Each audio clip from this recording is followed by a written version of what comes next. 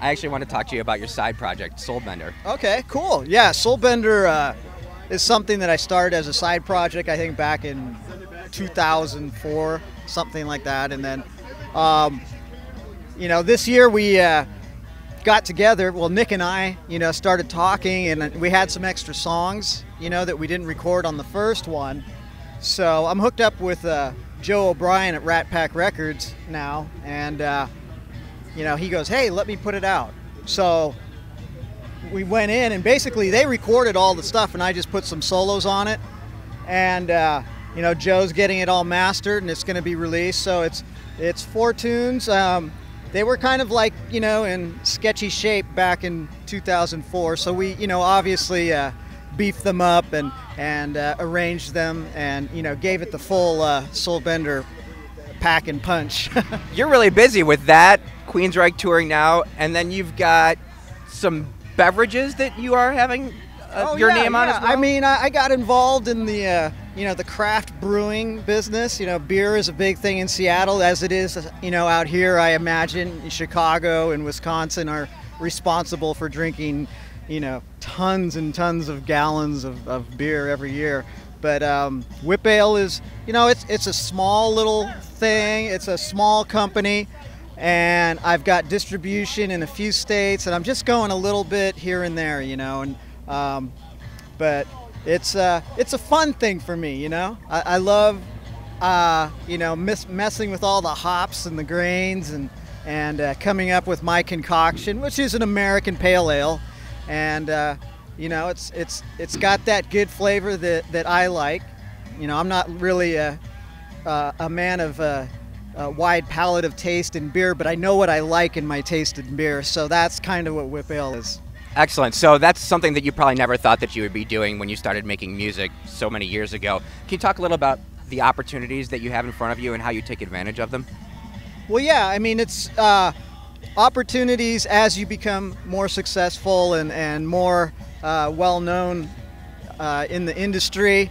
You kind of get these offers all the time. Some of them are pretty sketchy, but some are really good. And one of them was hey, let's do a promotional beer. And the promotional beer, obviously, it evolved. It took off, and people really liked it. I mean, the beer community in Seattle can be pretty snobby, right? And they go, "What's a guitar player doing making beer?" Tell them to stick to playing guitar. But actually now they like it. So I'm kind of almost accepted in the the craft brew community.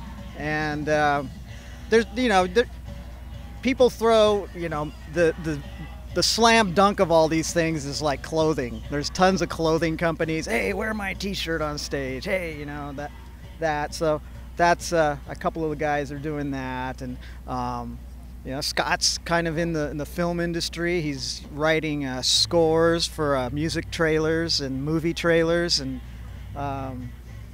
everybody's kind of doing their own thing. So you get these off.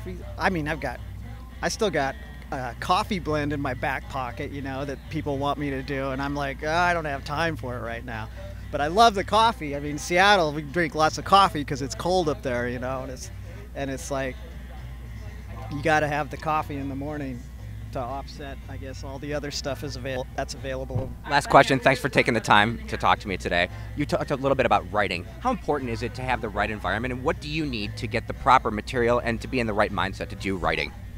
Well, I mean, you have to have a healthy, free mind, not be stifled by anything, and because the constrictions that get on your creativity mess with your mind, and if you have to write a certain way, it sucks, or if you have to learn songs that somebody else wrote and do your interpretation, that kind of is not so cool either.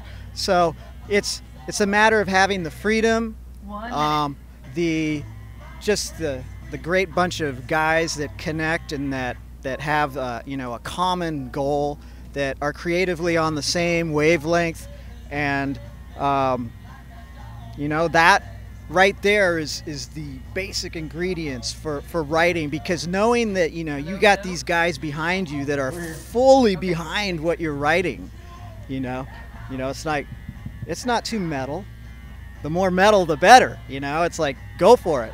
You know, be eccentric, do whatever you want, you know, and that's kind of the fertile ground of where I kind of start, you know, and then the rest is all logistics of, you know, of getting it to the tape recorder or the digital computer before I forget it.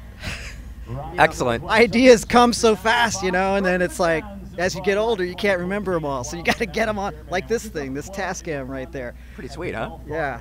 So yeah, we can go into, yes, and we're writing the next Queensryche record right now. We've been writing, you know, in between the touring, and it's all going really well. We're about 14 to 15 songs in right now. We want to get up to, you know, maybe 20, 24 songs, so that we got special songs for each country, and really, you know, do it up, because we're not in a, you know, a time constraint on this record. So we're really, I mean, we're really proactive in it, but it's going to be a really step, you know, the next step from the last record. So is that part of the plan, that you're going to have a different song on each release in different countries?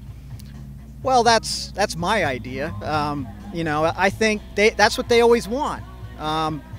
You know, the Japanese market wants their own special song. The Australian market wants their own special song. The South American market wants their own special song. So, you know, this time we're gonna have tons of songs for all these countries. And if not, we'll just put out a ton of singles.